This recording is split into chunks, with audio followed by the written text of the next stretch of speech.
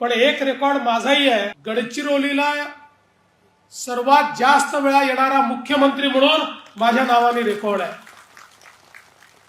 आणि कदाचित यापूर्वीचे सगळे मुख्यमंत्री म्हणून जेवढ्या वेळा आले तेवढ्या वेळा मी एकटा या गडचिरोलीमध्ये आलेलो आहे, कारण या गडचिरोलीवर माझं विशेष प्रेम आहे।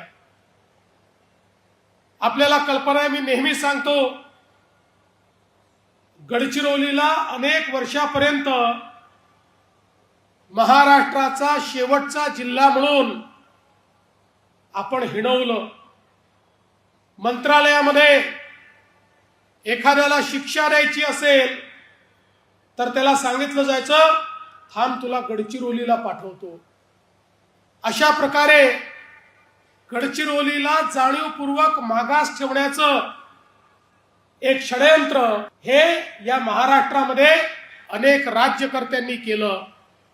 पण मला या गोष्टीचं समाधान आहे की जेव्हापासनं देशात मोदीजींचं सरकार आणि महाराष्ट्रामध्ये आपलं सरकार आलं, आमच्या अजेंड्यावर पहिल्या क्रमांकावर कुठला जिल्हा आला तर तो गडचिरोली जिल्हा आला। या जिल्ह्यातलं एक परिवर्तन आपण या ठिकाणी सुरू केलं।